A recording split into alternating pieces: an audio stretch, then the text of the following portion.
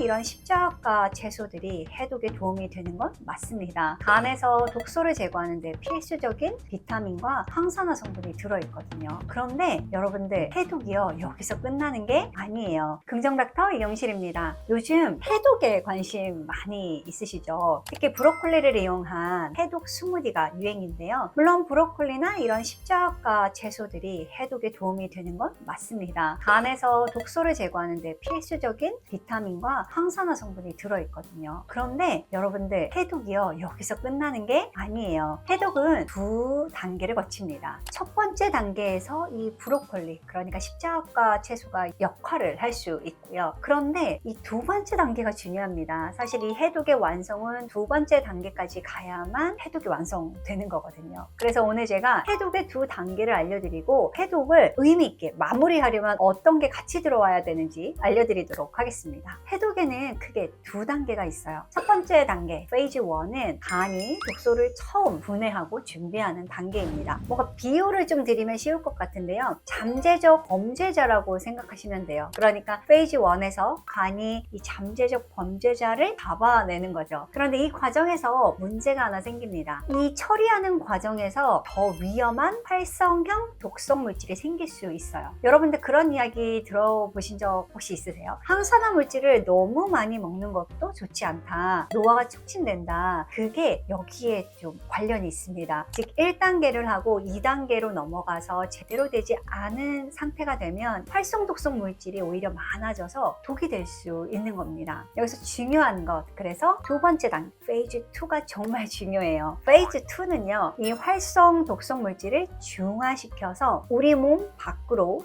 안전하게 배출되도록 도와줍니다. 즉 페이즈 2에서는 비유를 드리면 뭔가 이 판도라의 상자라고 할까요? 이런 상자를 만들어서 그 안에 넣고 우리 몸이 큰 문제 없게 배출시킬 수 있게 도와줍니다. 이때 가장 중요한 게 아미노산이에요. 즉 해독의 완성은 좋은 단백질을 드시는 겁니다. 단백질이 없으면 어떻게 될까요? 단백질이 부족하면 이 해독이 완벽하게 마무리되지 못합니다. 페이즈 2에서 이 봉인 작업이 제대로 되지 않는 거죠. 그러면 독성 물질들이 체내에 계속 쌓이게 되고, 그렇게 되면 몸은 더 피곤해지고 염증 반응이 더 많이 일어나고 해독이 잘 되지 않는 겁니다. 즉 브로콜리만 열심히 드시는 게 해독 입장에서는 충분하지 않다, 그 의미이고요. 이 십자가 채소가 1단계를 도와준다면 단백질이 해독 과정을 완성하는 역할을 한다, 이렇게 이해하시면 되겠습니다. 해독을 할 때 여러분들이 처음에 하시는 게 채소나 과일을 이제 많이 드시죠.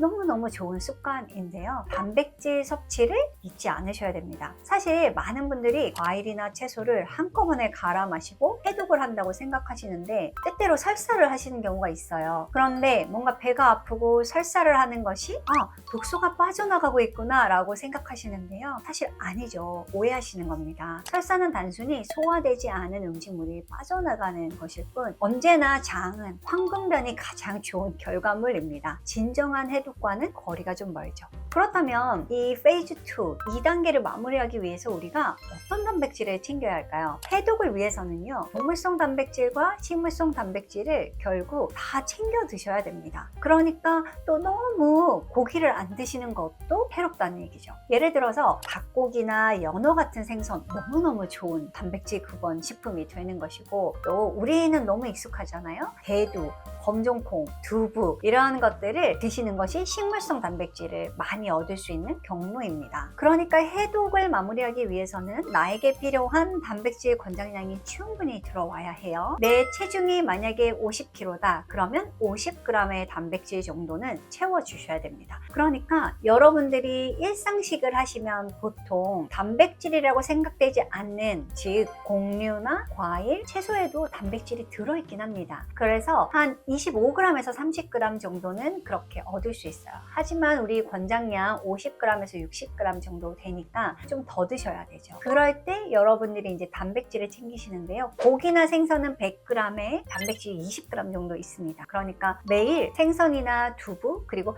닭고기나 오리 같은 백색육, 그리고 일주일에 한두 번은 적색육을 활용하셔서 단백질을 좀 채우셔야 돼요. 그리고 여기서 포인트 두 번째는 유기농 단백질을 선택하는 것이 매우 중요합니다. 유기농 단백질은 보통 성장 호르몬이나 항생제, 농약 같은 뭔가 추가적인 독소를 함유할 가능성을 최대한 낮춘 거죠. 그러니까 간의 부담을 줄이고 해독 과정을 더 효율적으로 할 수 있게 해줍니다. 식물성 유기농 단백질 하면 콩 생각하시면 되고요. 그리고 가축 같은 경우는 자연 방목한 소고기나 돼지고기, 닭고기를 섭취하시는 것이고, 또 생선류는 양식보다는 그냥 자연산이 좋겠죠. 유기농 단백질이 중요한 또 다른 이유는 해독을 하는 동안 우리 몸이 가능한 깨끗한 영양소만 받아야 하기 때문입니다. 유기농 단백질은 아시는 것처럼 화학물질이나 독성물질 잔류가 적죠. 그래서 간이 해독하는 과정에서 진짜 해독에 집중할 수 있는 겁니다. 예를 들어 유기농 닭고기나 야생에서 자란 연어, 유기농 두부 같은 식품들이 여러분들이 선택할 수 있는 옵션이 되는 겁니다. 해독이 단순히 야채나 채소 이런 것들을 먹는 것으로 끝나는 게 아니라는 걸 오늘 알고 가시면 좋겠고요. 단계별로 필요한